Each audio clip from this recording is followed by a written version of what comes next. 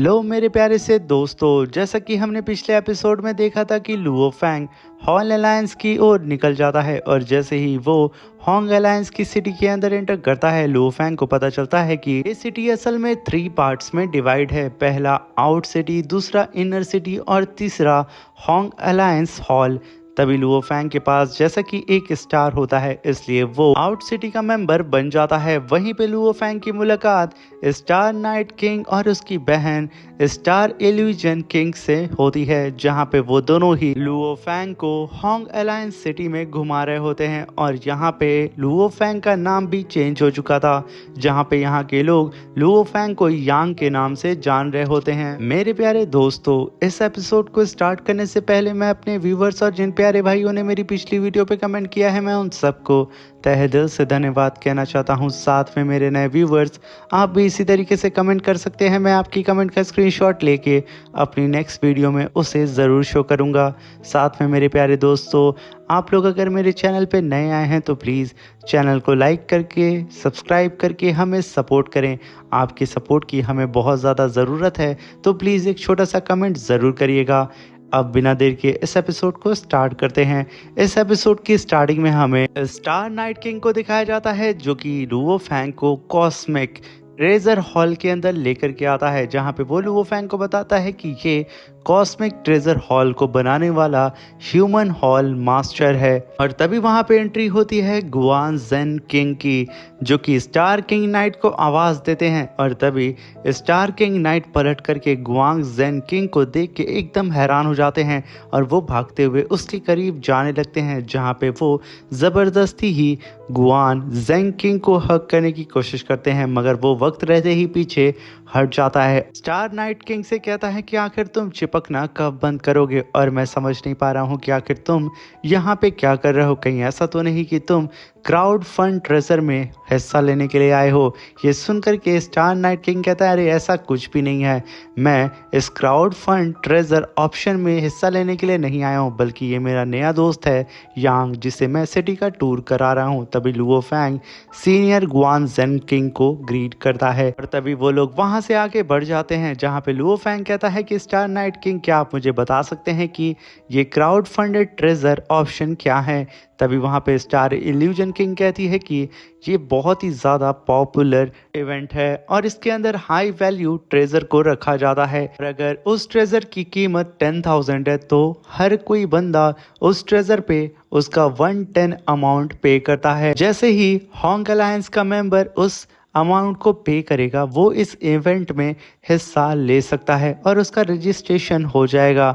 और तभी बीच में उस ट्रेजर को रखा जाता है और लाइट के ज़रिए वहाँ पे एक लकी वन को सेलेक्ट किया जाता है, और जैसे ही लाइट एक बंदे पे जाके रुकती है रैंडमली, फिर क्या उस बंदे को वो ट्रेजर मिल जाता है। ये सुनकर के लुओ फैंग कहता है कि इंटरेस्टिंग, सच में ये सुनने में जितना ज़्यादा थ्रिलर है उतना ही ज़्यादा इंटरेस्टिंग भी है। मैं इस इवेंट में ज़रूर हिस्सा लूँगा अगर मेरे पास टाइम रहा तो। तभी वो लोग बातें करते हुए जस्ट कुछ कदम ही आगे बढ़े थे, लुओ फैंग को अपने सामने यान गॉड क्लैन का एक पावरफुल गोल्डन आर्मर नजर आता है, जिसे देख के लुओ फैंग रुक जाता है और स्टार नाइट किंग से इसके बारे में पूछता है, जहां पे star night king Luo Fang को बताता है कि ये गोल्डन आर्मर है जो कि बहुत ही ज़्यादा पावरफुल है। अगर ये आर्मर किसी सोल्जर को मिल जाता है तो वो सोल्जर के ऊपर अगर कोई भी सोल अटैक या फिर किसी भी मटेरियल से अटैक कोई भी कल्टीवेटर करता है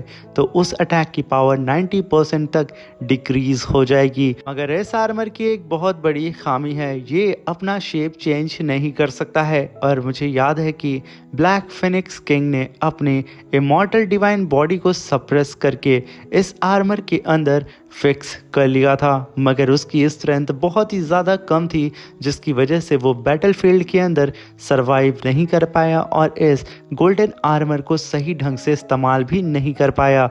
और यही सबसे बड़ी वजह है कि कोई भी कल्टीवेटर इस आर्मर को लेना ही नहीं चाहता है, क्योंकि सबको पता है कि कोई इसके अंदर फिट हो ही नहीं पाएगा, तो आखिर फिट नहीं होगा तो इसे इस्तेमाल कैसे करेगा। और साथ में इस आर्मर की प्राइस भी 5 बिलियन मिक्स युआन कॉइन, तो आखिर इतनी महंगी चीज कोई भला सजाने के लिए क्यों ही खरीदना चाहेगा, इसलिए ये कई सालों से यहीं पे पड़ी हुई है। तभी वहां पे लुओ फैंग कहता है कि इस बैटल आर्मर को कल्टीवेट करने के लिए नेमलेस स्क्रिप्चर का होना कल्टीवेटर के पास बहुत ही ज़्यादा ज़रूरी है, जो कि मेरे पास मौजूद है, और मैं उसका इस्तेमाल करके इस गोल्डन आर्मर को अपनी बॉडी से फ्यूज़ कर सकता हूँ। इसलिए मुझे ये आर्मर ख़रीद लेना चाहिए। और रही बात 5 बिलियन मिक्स युआन कॉइन की, तो मैंने नाजी से ऑलरेडी बहुत सारे ट्रेजर्स को लूटा है, और अगर मैं उसे बेच देता हूँ तो मैं बड़े ही आराम से इस गोल्डन आर्मर को खरीद सकता हूँ, और इस गोल्डन आर्मर का इस्तेमाल करके मैं अपनी पावर को किंग लेवल के पीक पर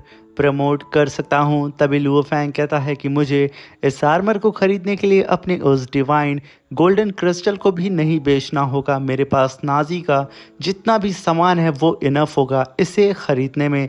तभी वहाँ पे लुओ फैंग कहता है कि अटेंडेंट, मैं आपसे यहाँ पे कुछ कहना चाहता हूँ। तभी अटेंडेंट आता है।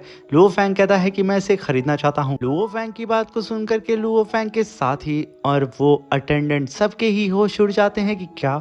तभी वो अटेंडेंट भागते हुए लुओ फैंग के पास आ जाता है, और वहीं पे star illusion king Luo Fang की इस हरकत को देख करके अपने भाई से कहती है कि भाई, क्या तुम्हारा दोस्त पागल है। वहीं पे नाइट किंग कहता है कि मुझे भी इसके बारे में नहीं पता है। और जैसे ही यहाँ पे लुओ फैंग ने अपनी फिंगर को लगा करके यहाँ पे सारी ही पेमेंट को ट्रांसफ़र कर दिया था और इस आर्मर को खरीद लिया था, वहीं पे जितने भी अटेंडेंट जो कि लुओ फैंग का वेलकम कर रहे थे वो सब के सब वहाँ से भाग जाते हैं कि कहीं लुओ फैंग अपने इरादे को यहाँ पे बदल ना ले और इस ऑफर को रिजेक्ट ना कर दे। तभी सीन शिफ्ट होता है और लुओ फैंग मिलिट्री बेस के लिए निकल जाता है। वहीं पे लुओ फैंग के पास जितने भी ट्रेजर्स थे उन सारे ही ट्रेजर्स को लुओ फैंग बेच देता है वर्चुअल यूनिवर्स कंपनी के ट्रांसपोर्ट डिपार्टमेंट का इस्तेमाल करके। उन सारे ही ट्रेजर को लुओ फैंग बेच देता है। और तभी हम वहां पे लुओ फैंग की बॉडी स्पेस का सीन देखते हैं, जहां पे लुओ फैंग के पास अब टोटल 7 बॉडी आर्मर हो चुके थे। और अब यहां पे लुओ फैंग उस गोल्डन आर्मर को कल्टीवेट करने के लिए गोल्डन हॉर्न बीस्ट को समन करता है, जहां पे लुओ फैंग ने सेकंड ट्राइबोल्यूशन नेमलेस सीक्रेट मैनुअल का इस्तेमाल करना स्टार्ट कर दिया था, जहां पे गोल्डन हॉर्न बीस्ट धीरे धीरे करके वहां पे उस गोल्डन आर्मर को कल्टीवेट कर लेता है। यहाँ पे लुओ फैंग को ये सारी ही कल्टीवेशन करने में लगभग 30 इयर्स लग जाते हैं। वहीं पे लुओ फैंग का golden horn beast silver wings king से सीधा ही गोल्डन विंग किंग में ट्रांसफॉर्म हो चुका था। वहीं पे बबाता उस गोल्डन आर्मर को देख करके कहती है कि लुओ फैंग, ये यान गॉड क्लैन का जो गोल्डन आर्मर है ये एक किंग लेवल का गोल्डन आर्मर है, जो कि हमारे गोल्डन हॉर्न बीस्ट के ऊपर बिल्कुल सूट कर रहा है।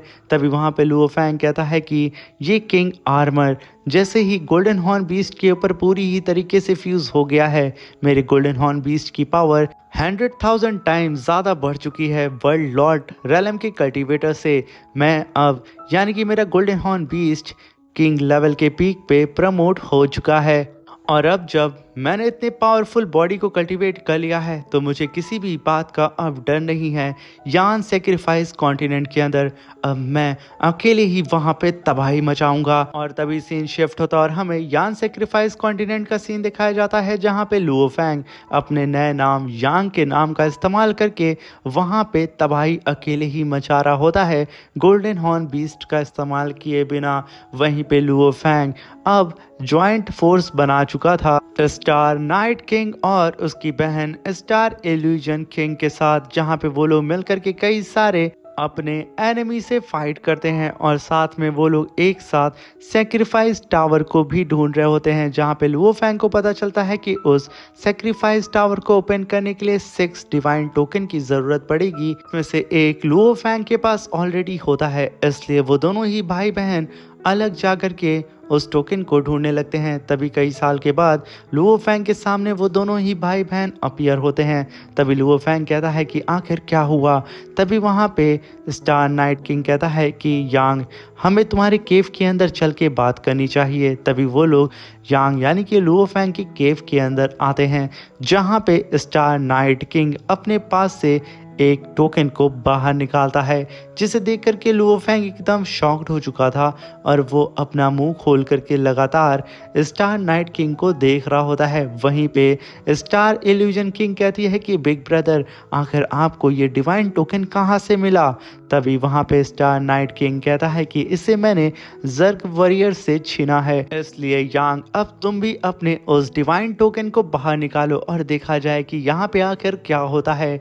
ये सुनकर के लुओ फैंग की तरफ सब के सब वहां पे देखने लगते हैं। तभी लुओ फैंग भी जैसे ही अपने उस डिवाइन टोकन को बाहर निकालता है, वो दोनों ही टोकन एक दूसरे से मैग्नेट की तरह खींचे चले आते हैं और एक दूसरे से कंबाइंड होना स्टार्ट हो जाते हैं। यहाँ पे लुओ फैंग की टीम के पास ब्राउन डिवाइन टोकन होता है और जैसे ही वो दोनों ही टोकन आपस में मर्ज होते हैं, वो बहुत ही तेजी से उड़ते हुए एक डायरेक्शन की तरफ उड़ने लगते हैं, जिसे देख करके स्टार इल्यूजन किंग अपने भाई और यांग से कहती है कि कस के मुझे पकड़ लो, हमें जल्द से जल्द उस टोकन का पीछा करना होगा, वो ज़रूर हमें सेक्रीफाइस टावर की तरफ लेकर के जा रहा है। ये कहने के साथ वो सब के सब स्टार इल्यूजन किंग को पकड़ते हैं और वो अपने स्टार पावर का इस्तेमाल करके उन दोनों को ही टेलीपोर्ट करके बहुत ही तेज़ी से उस टोकन का पीछा करने लगती है। मगर उस टोकन की भी स्पीड बहुत ही ज़्यादा फास्ट होती है, जो कि बहुत ही तेज़ी से यान सेक्रीफाइस कॉन्टिनेंट के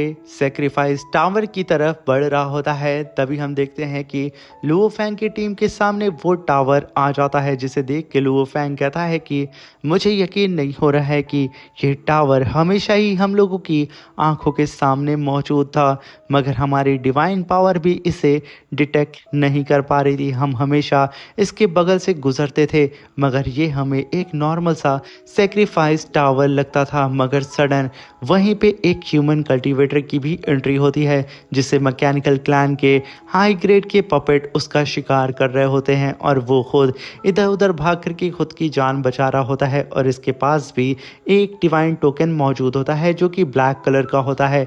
लुओ फैंग उसकी पूरी टीम ये देख करके अपने ह्यूमन साथी की मदद करने लगते हैं और उन सारे ही डिवाइन पपेट से फाइट करने लगते हैं।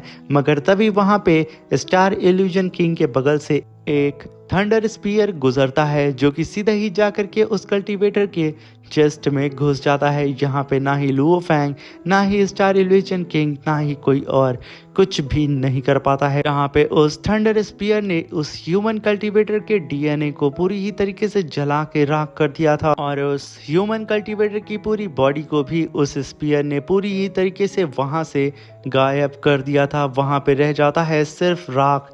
और तभी हम देखते हैं जो उस ह्यूमन कल्टीवेटर के पास डिवाइन टोकन था, वो सीधा ही स्टार इल्यूजन किंग के हाथ में चला जाता है, जहां पे वो डिवाइन टोकन ब्लैक कलर का होता है। वहीं पे स्टार इल्यूजन किंग कहती है कि मैं इन सबको नहीं छोड़ूंगी दोस्त, मैं तुम्हारा बदला लेके रहूंगी।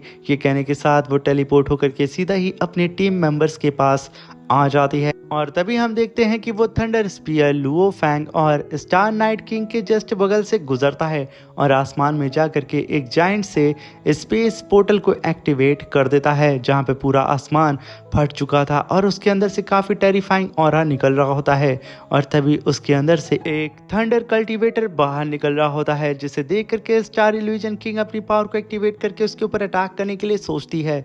मगर स्टार नाइट किंग उसे रोकते हुए कहता है कि जल्दबाजी मत करो, तुम्हारे सामने जो बंदा खड़ा है वो यान सेक्रीफाइस कॉन्टिनेंट का पीक किंग कॉम्बैट पावर रखने वाला कल्टीवेटर है। ये एक फेमस गोल्ड किंग है जिसके पास लाइटनिंग ओरिजिन की पावर है, इसलिए कोई भी फैसला लेने से पहले अपने एनिमी को ऑब्जर्व कर लो। अपने भाई की बात को सुनकर के स्टार इल्यूजन किंग वहां पे शांत हो जाती है, जहां पे स्टार नाइट किंग कहता है कि इसकी कल्टीवेशन काफ़ी ज़्यादा हाई है, इससे डील कर पाना हमारे लिए बहुत मुश्किल होगा।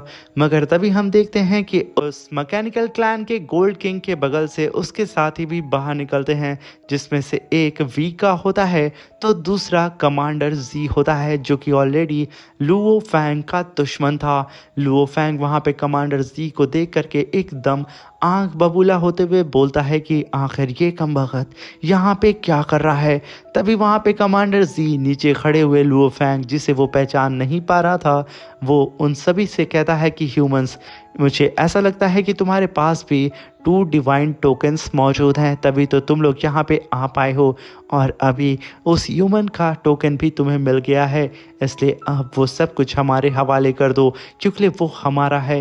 ये कहने के साथ कमांडर जी अपने सारे ही मैकेनिकल पपेट से लुओ फैंग की टीम के ऊपर अटैक कर देता है, जहाँ पे सारे ही मैकेनिकल पपेट्स टूट पड़ते हैं लुओ फैंग की पूरी टीम के ऊपर। वहीं पे वो सब फाइट कर रहे होते हैं, जहाँ पे लुओ फैंग टेलीपैथी के थ्रू स्टार इल्यूजन किंग से कहता है कि ये मौका सही नहीं है कि हम लोग यहाँ पे अपना बदला अपने साथी से लें, क्योंकि यहाँ पे एनिमी की पावर बहुत ज़्यादा है, इसलिए हमें अपना रिवेंज बाद में लेना होगा। तभी वहाँ पे स्टार नाइट किंग अपनी बहन को इशारा करता है, जहाँ पे उसकी बहन सीधे ही उसे आसमान में टेलीपोर्ट कर देती है। और तभी हम देखते हैं कि कमांडर जी ये नोटिस कर लेता है और वो अपने सारे ही पपेट से आसमान में काफ़ी पावरफुल लेज़र बीम अटैक करा देता है, जहाँ पे उसके सारे ही पपेट आसमान में बहुत ही खतरनाक अटैक करने के लिए अपनी पावर को फ्यूज करते हैं और एक साथ आसमान में स्टार किंग नाइट के ऊपर अटैक कर देते हैं। वहीं पे स्टार किंग नाइट के ऊपर अटैक होता हुआ देख करके लुओ फैंग बेचारा वहाँ पे कुछ भी कर नहीं पाता है, क्योंकि वो खुद कई सारे पपेट से फाइट कर रहा होता है। मगर यहाँ पे स्टार नाइट किंग कुछ कम नहीं था, वो अपनी फीस्ट पावर को पूरी ही तरीके से एक्टिवेट करता है और काफ़ी पावरफुल फायर अटैक सीधा ही दे मारता है उन सारे ही पपेट्स के कंबाइंड अटैक के ऊपर, जहाँ पे स्टार नाइट किंग ने उन सारे ही पपेट की पावर को सप्रेस करते हुए काफ़ी पावरफुल फीस्ट अटैक सीधा ही ज़मीन पे दे मारते हैं, जहाँ पे काफ़ी बड़ा फायर ब्लास्ट हमें देखने को मिलता है, जहाँ पे स्टार नाइट किंग का ऑरा चारों ही तरफ फ्लोट करने लगता है। वहीं पे वो मैकेनिकल क्लैन का गोल्ड किंग भी अपने स्पिरिचुअल ऑरा को रिलीज करके यहाँ पे स्टार नाइट किंग के ऑरा को पीछे ढकेलने की कोशिश करता है, मगर इन दोनों की ही पावर सिमिलर होती है। तभी वहां पे स्टार नाइट किंग अपनी पावर को डीएक्टिवेट करते हुए सीधा ही उस गोल्ड किंग से कहते हैं कि यहाँ पे हम दोनों की ही पावर इक्वल है, इसलिए बेवजह हमें आपस में फाइट नहीं करना चाहिए। अगर हमने आपस में फाइट की तो यहाँ पे कोई और ट्राइब आएगी और इस मौके का फ़ायदा उठा लेगी। इसलिए मेरे पास यहाँ पे एक ऑफ़र है तुम लोगों के लिए, यहाँ पे हम लोग कोऑपरेट करेंगे इस सेक्रीफाइस टावर को ओपन करने के लिए। तुम लोग भी कोऑपरेट करो और जैसे ही ये सेक्रीफाइस टावर ओपन होगा, जिसके हाथ जो ट्रेजर लग जाए उसका, ये कहने के साथ वो दोनों ही टीम मेंबर अपने अपने मेंबर्स के साथ आकर के एक दूसरे के सामने खड़े हो जाते हैं। मगर यहाँ पे मैकेनिकल क्लैन के तरफ से कोई भी रिस्पांस नहीं आता है। इसी के साथ मेरे प्यारे दोस्तों, ये शानदार सा एपिसोड ख़त्म होता है। Thank you for watching.